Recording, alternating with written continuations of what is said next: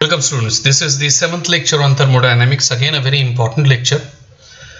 The lecture includes Gibbs free energy, concept of Gibbs free energy, and its use to decide spontaneity of a chemical reaction. The most easily applicable concept to decide spontaneity of a chemical reaction is the concept of Gibbs free energy. Let's start. What is Gibbs free energy? Gibbs free energy आहे काय हे मी तुम्हाला इथं स्लाइडमध्ये तुम्हाला दिसत असेल, पण मी थोडं लॉजिकली आधी सांगतोय, ते काळजीपूर्वक ऐका. Are you listening or not? समजा आधी गिब्स फ्री एनर्जी सायंटिफिकली त्यांनी काय सांगितली आहे, तर it is the maximum amount of energy present in a system to do useful work at constant temperature and pressure. ऐका, तुम्हाला समजल्याशिवाय पुढे जायचं नाही आहे. आपण maximum amount of energy, maximum amount of energy कुठं आहे? Present in a system. कशासाठी? To perform useful work. आता इथं अडचण आली, तुम्हाला युजफुल वर्क म्हणजे नेमकं काय होय की नाही सांगतो. At constant temperature and pressure. आधी मी पुन्हा एकदा डेफिनेशन सांगतो, वाटल्यास ती इथं कर्सरकडे बघा. Maximum amount of energy available to a system during a process. कशासाठी? For doing useful work at constant temperature and pressure. आता प्रश्न असा आला, इथपर्यंत ठीक आहे की एका सिस्टीममध्ये असलेली मॅक्झिमम अमाऊंट ऑफ एनर्जी कशासाठी? एखाद्या प्रोसेसमध्ये युजफुल वर्क करण्यासाठी ॲट कॉन्स्टंट टेम्परेचर. यातला तुम्हाला अडचणीचा भाग आहे युजफुल वर्कचा. आपल्याला वर्क माहिती आहे, work done in an isothermal irreversible process minus P delta V. Maximum वर्कचा फॉर्म्युला माहिती आहे. हे युजफुल वर्क काय आहे? तर मी तुम्हाला दोन एक्झाम्पल्स देतो. समजा एक व्यक्ती आहे, त्या व्यक्तीनं समजा एक मोठाच्या मोठा दगड, ज्याला आपण शिळा म्हणतो, तो फोडायचा ठरवला. त्यानं 999 घाव घातले घणानं, आणि 1000व्या घावाला तो दगड फुटला. तो जो दगड फुटला ते आपल्याला वाटतं ते वर्क आहे. 1000व्या घावाला जो दगड फुटला आपल्याला वाटतं ते वर्क आहे. पण ते होण्यासाठी आधी 999 घाव घालण्यासाठी त्याच्याकडे जी मॅक्झिमम अमाऊंट ऑफ एनर्जी होती ती म्हणजे गिब्स फ्री एनर्जी. कळालं का? बघा, एक मोठा दगड, प्रचंड मोठी शिळा आहे समजा, आणि ती फोडायची. एका व्यक्तीनं ती शिळा, तो मोठा दगड फोडायला सुरुवात केली घणानं, विथ अ हॅमर. 1000व्या घावाला तो दगड फुटला. म्हणजे त्याच्याकडं दगड फोडण्याच्या क्रियेसाठी आधी 999 घाव घालण्या इतपत मॅक्झिमम एनर्जी होती. ती गिब्स फ्री एनर्जी आहे. The maximum amount of energy available to a system during a process for doing useful work. 999 घाव युजफुल नव्हते का सांगा मला? 1000व्या घावाला दगड फुटला, ठीक आहे, पण ते आधीचे 999 घाव पण महत्वाचे होते. ते युजफुल वर्क गरजेचं होतं, नाहीतर दगड फुटला असता का? आता समजा तुम्ही क्लासमध्ये निरनिराळ्या टेस्ट सोडवता, पण त्याचा उपयोग करून तुम्ही बोर्डाला एंट्रन्स एक्झामला पेपर लिहिता. त्यावेळेला मार्क पडतात. होप सो, अभ्यास करत असाल तर पडतील. मग तो रिझल्ट जो आहे ते वर्क डन आहे. तुम्ही नेहमी जे बघता ते मायनस पी डेल्टा व्ही किंवा डब्ल्यू मॅक्स ते आहे ते. पण त्याच्यासाठी आधी केलेला अभ्यास, त्याच्यासाठी आधी सोडवलेला टेस्ट हे युजफुल वर्क आहे, आणि ते मॅक्झिमम असायला पाहिजे. सराव जितका जास्त तेवढं ऍक्च्युली वर्क जे आपल्याला अपेक्षित आहे ते सक्सेसफुल होण्याची शक्यता आहे. दुसरं एक उदाहरण देतो. समजा तुम्ही एक कुटुंब आहे, आणि त्या कुटुंबामध्ये ते कुटुंब महिन्याला समजा 1,00,000 रुपये कमवतं. ओके. त्या कुटुंबाच्या काही गरजा आहेत. मिरजेत राहणारं कुटुंब आहे. 20,000 रुपये समजा त्या 5-6 जणांच्या कुटुंबाला खर्च आहे. राहिले किती? 80,000. यातून तो बाकीच्या बऱ्याच गोष्टी करू शकतो. ती त्याच्याकडं मॅक्झिमम अमाऊंट ऑफ एनर्जी ती तो युजफुल वर्कला वापरू शकतो. दान धर्म असेल, इच्छा असेल तर ती काय गिव्स फ्री एनर्जी. पण या उदाहरणापेक्षाही ते 999 घावाचं जे उदाहरण आहे ते खूप महत्वाचं आहे. It is the maximum amount of energy present in a system during a process for doing useful work at constant temperature and pressure. त्याला म्हणायचं गिव्स फ्री एनर्जी. आता गिव्स फ्री एनर्जीचा फॉर्म्युला काय आहे तर इथं दिलेला आहे. बस कर्सरकडे बघायचं. G is equal to H minus TS. याला मी इक्वेशन 1 म्हटलंय. H is enthalpy of the system, S is entropy of the system and T is temperature of the system in kelvin scale. हा फॉर्म्युला कसा derive केला आपल्याला गरजेचं नाही आहे. We don't need it. आता मुद्दा आहे की गिव्स फ्री एनर्जी म्हणजे काय ते कळालं. गिव्स फ्री एनर्जीचा फॉर्म्युला आपल्याला रेडीमेड काढून दिलेला आहे. मुद्दा आहे की गरज काय आहे हा कन्सेप्ट शिकायची. That's the most important point. आपण एका गोष्टीचा विचार करूया की आपण कशा प्रकारे प्रोसेसला स्पॉन्टेनियस ठरवत आलो. जरा आठवा. आपला पहिला क्रायटेरिया होता डेल्टा एच, एन्थॅल्पी चेंज निगेटिव्ह असायला पाहिजे. डेल्टा एच मिनिमायझेशन कडे जावा. मग आपला दुसरा क्रायटेरिया आला डेल्टा एस, एंट्रॉपी चेंज, तो पॉझिटिव्ह असावा. आणि डेल्टा एस टोटल वर का लक्षात ठेवायचं टोटल. म्हणजे डेल्टा एच मिनिमायझेशन कडे जावा. डेल्टा एच मिनिमायझेशन कडे जावा and delta S should go for maximisation. असे आपले क्रायटेरिया होते. मग सेकंड लॉ ऑफ थर्मोडायनेमिक्स काय सांगतो की जो डेल्टा एस तुम्ही कन्सिडर करता रिॲक्शनची स्पॉन्टेनिटी ठरवण्यासाठी तो total delta S and that is equal to delta S of system plus delta S of surrounding. You can see it here. Cursor please. Delta S total is equal to delta S of system plus delta S of surrounding. हा delta S total म्हणजे total entropy change is equal to total entropy change of system plus total entropy change of surrounding. आणि ह्यांची बेरीज positive आली तर ती process spontaneous असायची शक्यता असते. मग काय सोपं आहे किंवा अवघड काय आहे मी तुम्हाला सांगतो. यामध्ये सिस्टीम जी आहे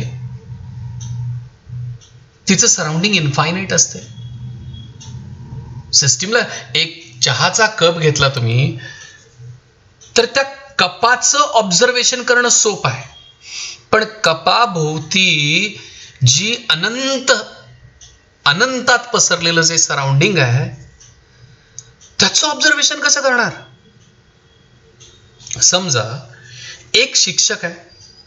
त्या शिक्षकाला सांगितलं 5वीच्या वर्गाकडे लक्ष द्या. सोपं आहे त्याला. पण त्याच शिक्षकाला एकाच वेळी 5वी, 6वी, 7वी तिन्ही वर्गांकडे लक्ष द्या असं जर सांगितलं अवघड आहे की नाही. तसंच आहे. फक्त लिमिटेड पेरिफेरीमध्ये असलेल्या सिस्टीमचा डेल्टा एस मिळवणं सोपं आहे. पण प्रत्येक सिस्टीम भोवती अमर्याद पसरलेलं सराउंडिंग आहे. त्याचा डेल्टा एस कसा कॅल्क्युलेट करणार तुम्ही. समजा एका सिस्टीमनं हीट सराउंडिंगला दिली. आता ती सराउंडिंगला कुठं कुठं गेली असेल कसं काढणार. म्हणजे हे म्हणणं सोपं आहे. हो टोटल डेल्टा एस मिळवा, टोटल डेल्टा एस मिळवा, तो पॉझिटिव्ह आला तर प्रोसेस स्पॉन्टेनियस आणि टोटल डेल्टा एस निगेटिव्ह आला प्रोसेस नॉन स्पॉन्टेनियस. म्हणणं सोपं आहे. अवघड काय आहे.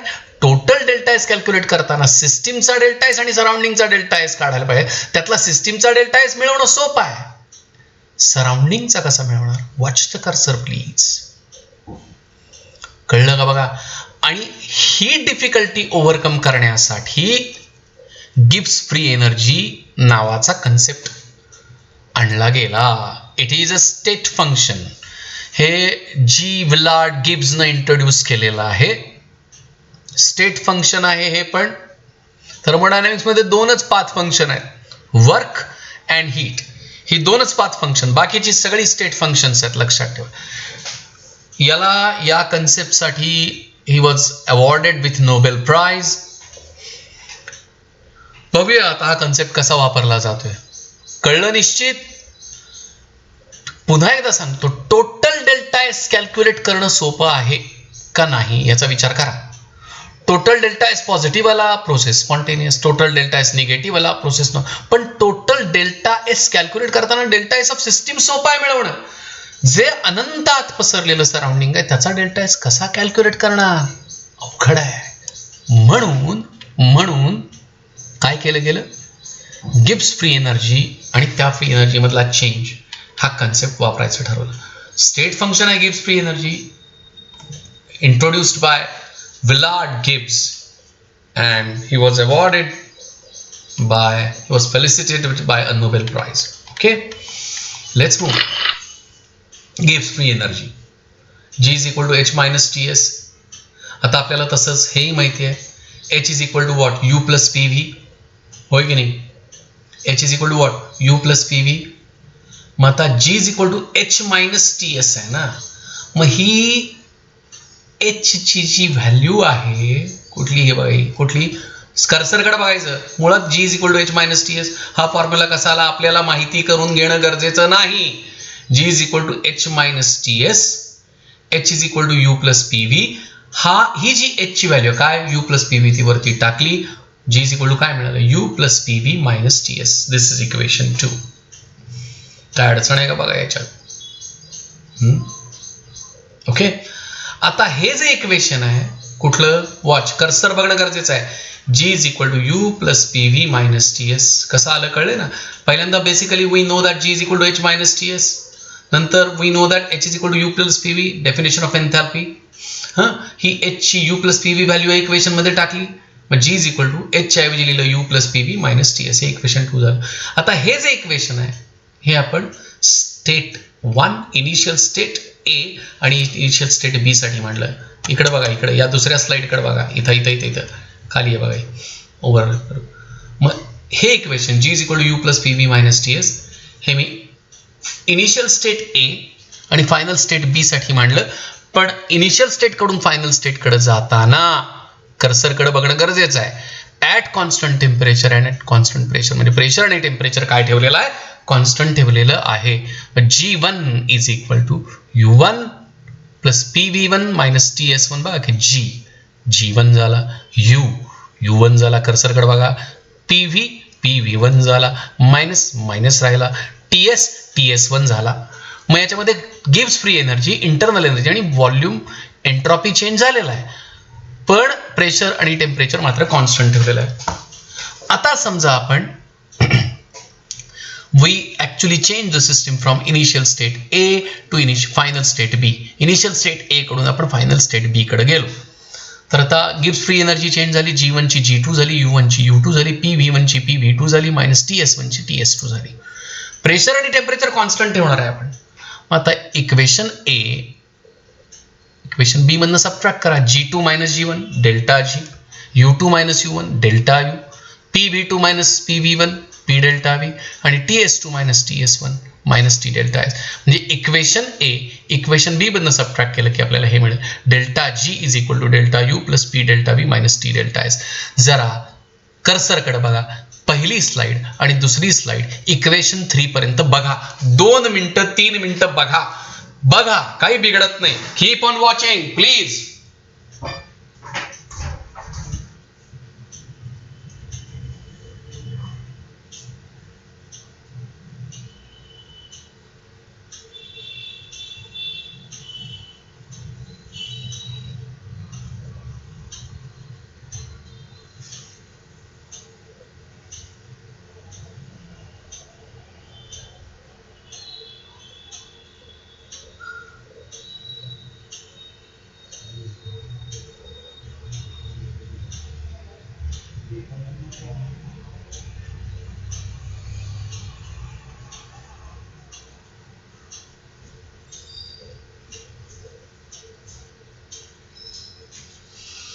बघितलं काही प्रॉब्लेम? ठीक आहे.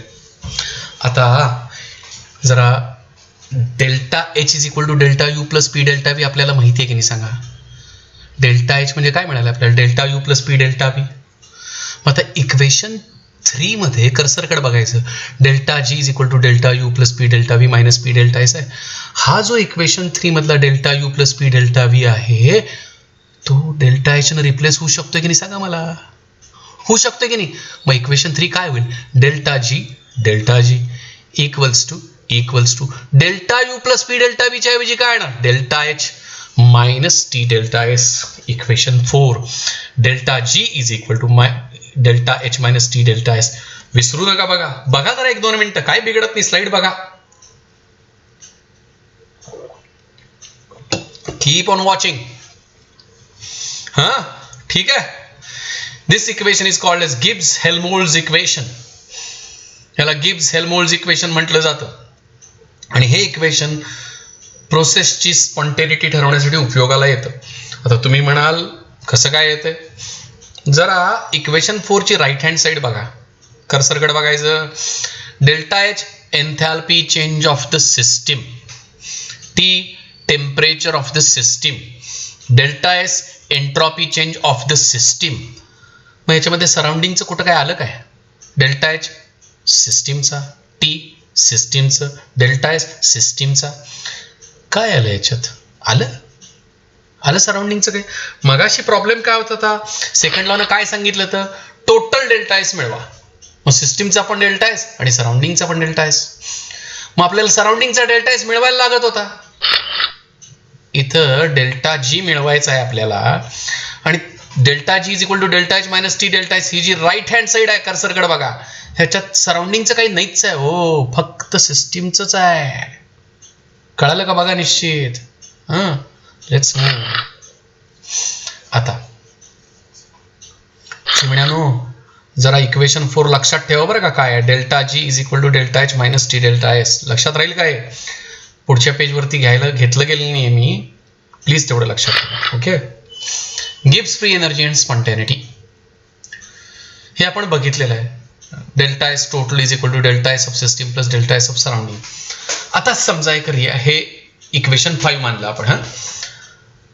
आता समजा सिस्टीमनं काही हीट सराउंडिंगला दिली at constant pressure and temperature. अर्थात हे सगळं at constant temperature and pressure आहे.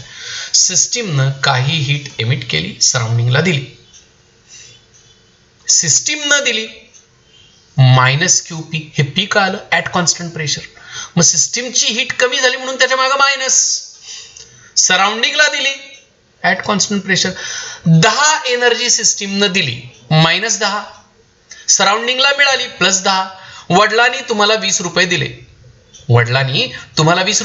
वडील वजा 20 मध्ये, कार्ट प्लस 20 मध्ये. होय की नाही? हा तसंच आहे.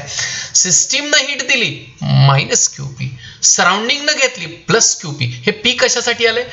एवढंच सांगण्यासाठी की ही जी काही हीट एक्सचेंज झाली आहे सिस्टीमकडनं सराउंडिंगला ती ॲट कॉन्स्टंट प्रेशर झाली आहे. आणि minus QP is minus delta H. आठवते काय मागचं लेक्चर पहिली slide? Delta H is equal to QP. आठवते का बघा? Delta H is equal to QP आठवते का बघा?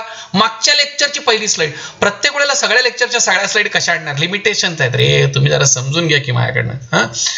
मग delta H is equal to QP असेल तर minus QP will be minus delta H. म्हणजे सिस्टीमचा minus QP minus delta H of the system. Okay. आता जरा या बाबांनो इकडं पुन्हा हे जरा बघतं लक्षात राहील का? Delta G is equal to delta H minus T delta H. आणि आता हे मिळालेलं हे लक्षात राहील का? Qp surrounding minus qp system minus delta H system. लक्षात राहील. आता delta H surrounding is equal to सराउंडिंगचा डेल्टा एच. अरे एंट्रॉपी चेंजचा फॉर्म्युला विसरलाय का काय? नाही ना. Q upon T, heat exchange upon T. मग मायनस क्यूपी का लिहिलं? ओके, हे बघा ना, क्यूपी ऑफ सराउंडिंग म्हणजे मायनस क्यूपी ऑफ सिस्टीम ना. आपल्याला काय करायचं आहे माहिती आहे का, चिमण्यानो, कावळ्यानो, बदकानो, कोंबड्यानो, आपल्याला सराउंडिंगला बाजूला काढून टाकायचं. कोण एवढ्या अनंत पसरलेल्या सराउंडिंगकडे लक्ष देत राहणार सांगा मला? कोण लक्ष देणार सराउंडिंगकडं? आपल्याला फोकस फक्त सिस्टीमवरती करायचं आहे. मग क्यूपी, हे क्यूपी ऑफ, तुम्ही म्हणाल एंट्रॉपी चेंज ऑफ सराउंडिंग पाहिजे, मग इथं तुम्ही सिस्टीमची का घेतली? अरे क्यूपी अपॉन टी लिहायच्या ऐवजी मी फक्त काय लिहिलं, मायनस क्यूपी ऑफ सिस्टीम. कळालं का बा? Upon T. मग मायनस क्यूपी म्हणजे minus delta H upon T. मग आता हे झालं. ओके, हे लक्षात राहील का? Delta S of surrounding is equal to, तुम्ही म्हणाल सर क्यूपी अपॉन टी लिहा. अरे क्यूपी म्हणजेच सराउंडिंगचा प्लस आहे पण सिस्टीमचा मायनस आहे ना, मायनस क्यूपी अपॉन टी लिहिलं. आणि मायनस क्यूपी म्हणजे minus delta H upon minus delta H upon T. Delta H सिस्टीमचा, सगळ्या सिस्टीममध्ये सराउंडिंगकडे जायचं नाही, आपल्याला पेलवणार नाही ते. मग आता मागे बघितलं की आपण delta S total is equal to delta S of system plus delta S of surrounding. हे जरा बघून घ्या, इक्वेशन 5 कर्सरकडे बघायचं. हां, ओके. मग delta S total is equal to delta S of system plus हे काय आलं रे, डेल्टा एस ऑफ सराउंडिंगच्या ऐवजी हे आलं. कर्सरकडे बघायचं, minus delta H upon T टाकलं. कळलं का बघा? ओके, कळालं? निश्चित कळालं. आता या इक्वेशन 6 मध्ये हा जो टी आहे, या प्रत्येकाला मायनस टी न मल्टिप्लाय करा. प्रत्येकाला लेफ्ट हँड साईडला, राईट हँड साईडला मायनस टी न मल्टिप्लाय करायचं. इक्वेशन 6 च्या प्रत्येक टर्मला मायनस टी न मल्टिप्लाय करा. मिळणार हे minus T delta S equals to delta H minus T delta S. Equation 6 मधल्या प्रत्येक टर्मला आपण टी न मल्टिप्लाय करत नाही आहे, मायनस टी न मल्टिप्लाय करतोय. Minus T delta S is equal to delta H minus T delta S. कळलं का बा? That is equation 7. आता याच्यावर फोकस करा please. Minus T delta S total. Okay, left hand साईडला डेल्टा एस टोटल आहे म्हणजे डेल्टा एस सिस्टीम पण आहे आणि सराउंडिंग पण आहे. Okay okay okay okay okay. पण त्याच्या राईट हँड साईडला काय आहे बघा, डेल्टा एच सिस्टीमचा, डेल्टा एस सिस्टीमचा. एक लक्षात ठेवायचं चिमण्यानो, डेल्टा एस नुसतं लिहिली असेल, सिस्टीमचा का सराउंडिंगचा मेन्शन केलं नसेल तर तो सिस्टीमचाच असतोय. पक्क लक्षात ठेवायचं. राईट हँड साईड उजव्या बाजूला सगळी system, left hand side total आलाय, सिस्टीम आणि सराउंडिंग पण आलाय. पण सिस्टीम आणि सराउंडिंगची लेफ्ट हँड साईड आणि राईट हँड साईडला फक्त सिस्टीम आहे. आपल्याला फोकस कुठं करायचा आहे तुमच्या लक्षात येते ना? आता हे इक्वेशन 7 मिळालं. Minus T delta S total is equal to delta H minus T delta S. Equation 7 होय की नाही? होय की नाही? ओके, जरा या माग आणि माग या. इथं बघा, delta G is equal to delta H minus T delta S. Equation 4. आणि इक्वेशन 7 पण तेच. म्हणजे इक्वेशन 4 आणि इक्वेशन 7 ची राईट हँड साईड सेम आहे, मग लेफ्ट हँड साईड पण सेम असणार. मग delta G is equal to minus delta H minus T delta S आहे ना इक्वेशन 4 मध्ये. मग आपण या दोघांची राईट हँड साईड जर सेम असेल, तर delta G of system is equal to minus T delta S total. That is equation 8. सगळ्यात महत्वाचं इक्वेशन अख्ख्या थर्मोडायनामिक्स मधलं, just to decide spontaneity of a process. हे लेक्चर ऐकण्यापूर्वी तुम्ही नोट्स लिहिल्यात तर जास्त चांगल्या, पण ऐकून लिहा तेही उपयोगी आहे. पण तुम्ही नोट्स लिहिल्या तर फार चांगलं होईल. मी लगेच आज नोट्स टाकतोय. एक लक्षात घ्या, डेल्टा जी सिस्टीमचा पण उजव्या बाजूला मायनस टी डेल्टा एस काय आलाय, टोटल आलेला आहे. टोटल डेल्टा एस पॉझिटिव्ह असेल तर आपण काय म्हणतो बाबा, टोटल डेल्टा एस पॉझिटिव्ह असेल आपण काय म्हणतो, तर प्रोसेस स्पॉन्टेनियस होईल. मी पुन्हा एकदा ऐकू, पण टोटल डेल्टा एस मध्ये काय अडचण आहे माहिती आहे काय? डेल्टा एस सिस्टीमचा पण घ्यायला लागतोय, डेल्टा एस सराउंडिंगचा पण घ्यायला लागतोय. सिस्टीमचा डेल्टा एस वांदा नाही, मिळवता येतोय. सराउंडिंगचा कसा मिळणार? समजा सिस्टीमनं सराउंडिंगला हिट दिली, प्रोसेस स्पॉन्टेनियस होत असताना ती सराउंडिंगला गेली, कुठं गेली, कसं कळणार? कळणार कसं? त्याला काय आधार कार्ड आहे का काय आहे? मग म्हणून टोटल डेल्टा एसचा क्रायटेरिया योग्य नाही. मग तुम्ही म्हणाल मग डेल्टा जी का वापरताय? अहो, डेल्टा जी फक्त सिस्टीमचा आहे हा. ओके, या पुढं केस 1 मी तर कायम ते इक्वेशन घेतले बघा. Delta G is equal to delta H minus T delta S आणि delta H is equal to minus T delta S total. आता तुम्ही मला सांगा, तुम्हीच सांगा मला, आठवते का बघा, लई याच्यावरती गिरवले बरं का आपण, उजळणी लई केली आहे. स्पॉन्टेनिटीचे क्रायटेरिया काय? स्पॉन्टेनिटीचे क्रायटेरिया काय होय की नाही? तर आपण म्हणतो डेल्टा एच निगेटिव्ह पाहिजे तर प्रोसेस स्पॉन्टेनियस असू शकते. मग आपण म्हणायला लागलो टोटल डेल्टा एस पॉझिटिव्ह पाहिजे, टोटल डेल्टा एस पॉझिटिव्ह पाहिजे तर प्रोसेस स्पॉन्टेनियस. ओके, आता delta G is equal to, कर्सरकडे बघायचं, delta G is equal delta H minus T delta S. या इक्वेशन मध्ये सगळं सिस्टीमचं आहे, हे जे इक्वेशन आहे ते, पण हे जे इक्वेशन आहे delta G is equal to minus T delta S total. आता हा डेल्टा एस टोटल पॉझिटिव्ह असेल, समजा असेल, मायनस टी डेल्टा एस मधला डेल्टा एस टोटल जर पॉझिटिव्ह असेल, minus T delta S total मधला डेल्टा एस पॉझिटिव्ह असेल, तर डेल्टा जी निगेटिव्ह होणार की नाही मला सांगा. मग टोटल डेल्टा एस पॉझिटिव्ह असताना, टोटल डेल्टा एस पॉझिटिव्ह असताना प्रोसेस स्पॉन्टेनियस आहे असं आपण जेव्हा म्हणतो, टोटल डेल्टा एस पॉझिटिव्ह असताना जेव्हा आपण म्हणतो प्रोसेस स्पॉन्टेनियस आहे, एक प्रकारे असं म्हणतो डेल्टा जी निगेटिव्ह असताना प्रोसेस काय आहे? स्पॉन्टेनियस आहे. क्रायटेरिया नंबर 3, पहिला डेल्टा एच निगेटिव्ह असेल तर process spontaneous. Criteria number 2, total delta S positive असेल तर प्रोसेस स्पॉन्टेनियस. पण टाळक्यात हे येऊ दे की टोटल डेल्टा एच जेव्हा पॉझिटिव्ह असतोय तेव्हा सिस्टीमचा delta H delta G negative येणार की नाही? टोटल डेल्टा एच जेव्हा पॉझिटिव्ह येतो तेव्हा सिस्टीमचा डेल्टा जी काय येणार? निगेटिव्ह येणार. म्हणजे टोटल डेल्टा एच पॉझिटिव्ह असताना जर प्रोसेस स्पॉन्टेनियस आहे असं आपण म्हणतो, तर डेल्टा जी निगेटिव्ह असताना पण प्रोसेस स्पॉन्टेनियस असणार. फायदा काय झाला? अहो डेल्टा एच टोटल घ्यायला लागतोय, सिस्टीम सराउंडिंग दोन्ही आलं, डेल्टा जी फक्त सिस्टीमचाच, सराउंडिंग कडे बघायची गरज नाही. कळलं का बघा? चला पुढं. When delta G is 0, equilibrium पाशी येणार आहे आपण. आता मला सांगा, इथं पण बनवूया. डेल्टा जी कायम तळाशी बघा, प्रत्येक वेळेला मी लिहिलेलं आहे, कर्सरकडे बघा. Delta G is equal to delta H minus T delta H. या इक्वेशन मध्ये सगळं सिस्टीमचं आहे. हे जे इक्वेशन मिळवले, delta G is equal to minus T delta H total, delta G is equal to minus T delta S total, हे जे मिळवले ह्यातला डेल्टा एस टोटल समजा 0 आला. कधी 0 येते आठवते काय? इक्विलिब्रियम असताना. जेव्हा इक्विलिब्रियम असते तेव्हा डेल्टा एस 0 येतो, आठवा. मी तुम्हाला इक्विलिब्रियम शिकवताना म्हणालो होतं थर्मोडायनामिक्स मध्ये शिकवतो, आणि जेव्हा एंट्रॉपी चेंज झाला आपण शिकलो तेव्हा तुम्हाला सांगितलं होतं की जेव्हा प्रोसेस इक्विलिब्रियम मध्ये असते तेव्हा मेजरेबल प्रॉपर्टीज सिस्टीमच्या कॉन्स्टंट असतात. बघा, आठवा लेक्चर सगळं. मग टोटल आता एंट्रॉपी कॉन्स्टंट राहिली तर डेल्टा एस टोटल पण 0 होणार की नाही? एस कॉन्स्टंट तर डेल्टा एस काय येणार? 0.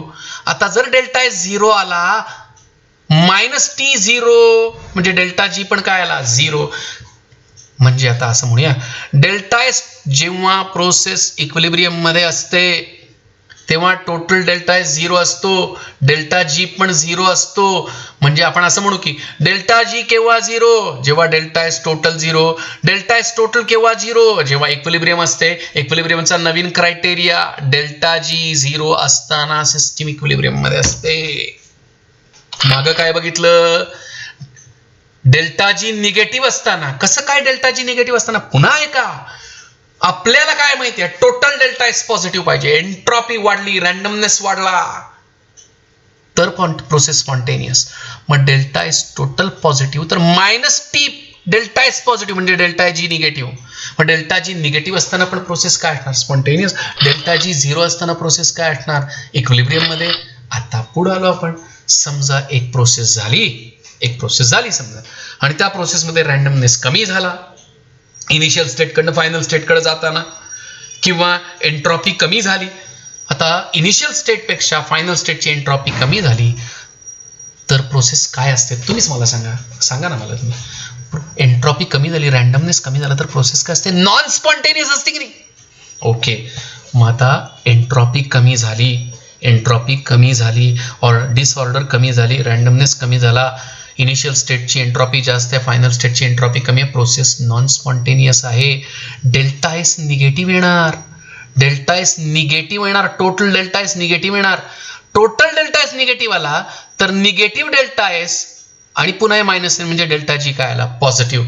मग डेल्टा जी पॉझिटिव्ह का? कारण total delta S negative. Total delta S negative का? कारण रँडमनेस कमी झालाय. रँडमनेस कमी झालाय म्हणजे प्रोसेस काय आहे? नॉन स्पॉन्टेनियस आहे. म्हणजे जेव्हा डेल्टा जी पॉझिटिव्ह येतो तेव्हा प्रोसेस नॉन स्पॉन्टेनियस असते. लेक्चर डाउनलोड करून 3-3, 4-4 वेळा ऐकणं फार गरजेचं आहे बरं का चिमण्यानो. नाही कळलं मला प्रत्यक्षात सांगा, फोन करा, मेसेज करा. पण हे फार महत्वाचं लेक्चर आहे. मी इथं हेच सगळं लिहिलेलं आहे. नोट्स लिहून घ्या लगेच, मी आत्ता लगेच टाकणारच आहे. समजा इक्विलिब्रियम आहे, H2O सॉलिड कडनं H2O लिक्विड, इक्विलिब्रियम असते, फेज ट्रान्झिशन आहे, सॉलिड टू लिक्विड, 0 डिग्री सेल्सिअसला 1 ॲटमॉस्फेरिक प्रेशरला, इक्विलिब्रियम आहे ना. मग डेल्टा जी काय असणार? 0. H2O लिक्विड कडनं H2O गॅसकडे गेला, इक्विलिब्रियम आहे, डेल्टा जी काय येणार? 0 येणार. माहित पाहिजे. म्हणजे कोणताही फेज चेंज होत असताना इक्विलिब्रियम अचीव्ह झालेला असेल तर डेल्टा जी 0 असणार. कळालंय का बघा? Okay, that's it for today's lecture. आधी नोट्स लिहा लगेच तात्काळ. 6व्या आणि 7व्या लेक्चरच्या दोन्हीच्या नेट्स टाकतोय. कृपया काम करायचा कंटाळा करू नका.